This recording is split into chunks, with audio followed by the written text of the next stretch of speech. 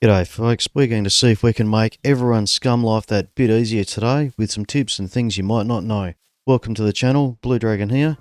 This is going to be real quick and dirty, so let's start out with an easy one. Make sure to follow the tutorials if you haven't played Scum before. Craft the stone knife and then make yourself a stone axe. Small one, not the large one. Then you can continue with the tutorial. It will answer a lot of the questions you have. I'm saying to craft a crafted axe and use that instead of the spear because the hit range is far easier to judge and it's just faster seems to have better damage. You can also cut stuff with that instead of the knife. Speaking of crafting, anything you craft drops on the ground, so you will need to pick it up. And let's not forget, the more weight you're carrying equals less stealthy and more stamina usage.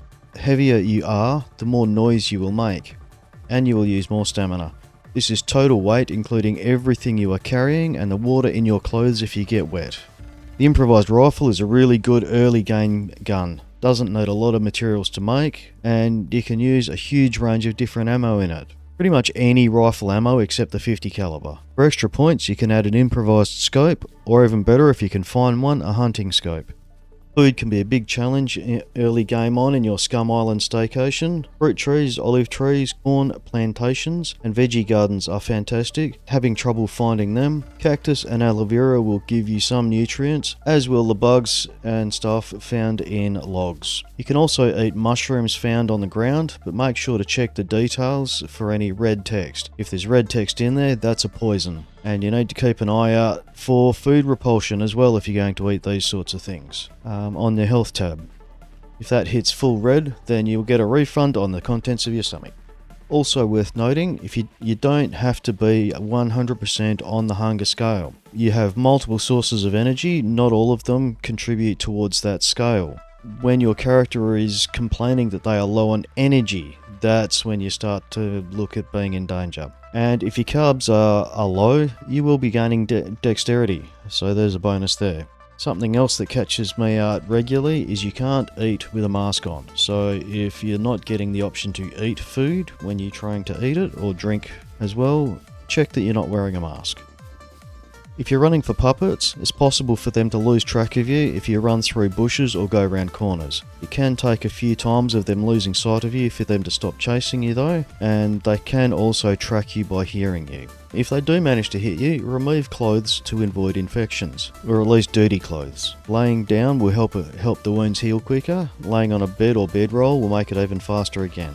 Cutting up clean clothes you can use to make rags, and you can use them as bandages. If you're going to wash rags, best to wash the clothes before you cut them up.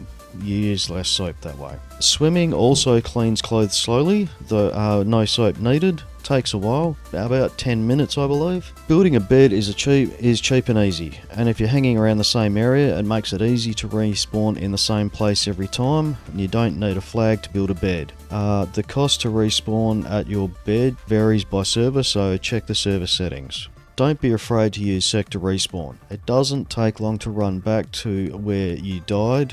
Just make sure you know where you died. When you're running in your starter gear because you're light, you're not carrying all that heavy gear that you found. You can climb a ladder with something in your hands, like a backpack or a third weapon if you're carrying out a weapon, an additional one to the ones in your shoulder slots. If you enter a vehicle with something in your hands, it will either go in your inventory if there is space for it, or on the ground. Make sure to check for that. Many times I have lost my favourite weapon that way. You can adjust your crouch height by holding down Control and scrolling your mouse wheel up or down.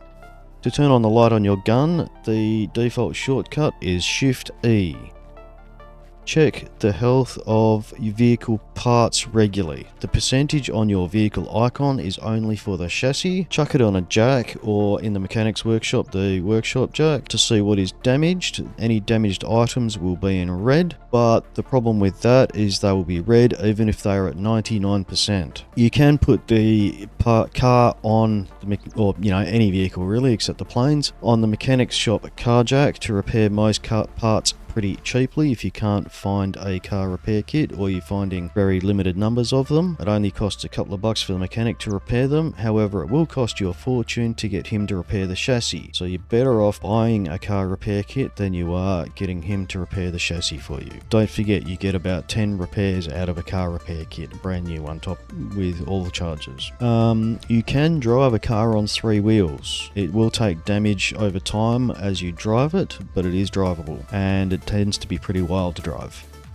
Your bank account number you can find either on the card when you first talk to the banker, or when you are talking to the banker in the bank interface there is a account information section which will have your account number. This is helpful for transferring money between players rather than using cash. You can actually use that is how you use the account transfer. You get another player's account number and enter it into the account transfer tab, and that allows you to transfer money to them.